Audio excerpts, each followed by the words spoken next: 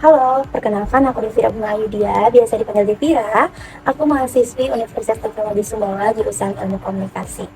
Aku memiliki beberapa pengalaman magang dan juga pengalaman kerja. Aku pernah magang di CDC Universitas Teknologi Sumbawa sebagai social media content creator, dan juga aku pernah magang di bidang humas fraksi PKS DPR RI sebagai content creator.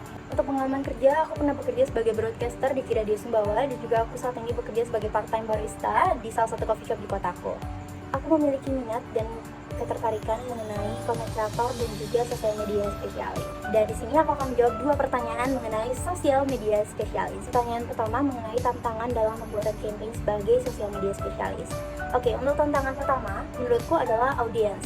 Jadi kita perlu mengidentifikasi target audiens kita. Jadi kita perlu menganalisis dan melakukan riset mengenai siapa audiens yang akan kita tuju. Yang kedua adalah konten. Jadi kita perlu membuat konten yang relevan dan menarik. Oleh karena itu tadi kita perlu mengidentifikasi siapa target audiens kita. Ketika kita mengetahui siapa target audiens kita, itu memudahkan kita untuk membuat konten yang relevan dan menarik. Jadi kita juga perlu melakukan riset mengenai keinginan audiens kita. Jadi setelah kita melakukan riset mengenai keinginan audiens kita, barulah kita mengembangkan ide-ide kreatif kita untuk membuat konten yang sesuai dengan keinginan mereka. Yang ketiga, mengenai tren yang ada. Jadi sebagai sosial media spesialis, kita perlu mengikuti perkembangan dan menyesuaikan diri kita berdasarkan pembaruan yang ada mengenai tren-tren di sosial media. Dan yang terakhir, tantangannya adalah reputasi.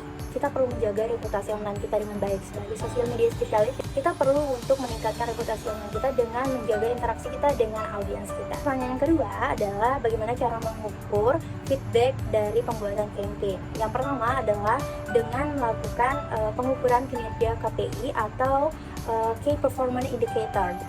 Yang kedua adalah menganalisis respon audiens. Jadi kita perlu menganalisis bagaimana respon dari audiens mengenai campaign yang telah kita buat. Selanjutnya adalah survei dan kuesioner. Kita bisa melakukan survei dan juga kuesioner terhadap audiens kita untuk mengetahui sejauh mana keberhasilan dari campaign yang telah kita buat. Mungkin itu aja sih menurut saya beberapa hal mengenai tantangan dan juga bagaimana cara kita mendapatkan feedback dari campaign yang telah kita buat. Lebih kurangnya kita belajar sama-sama. Sekian, terima kasih.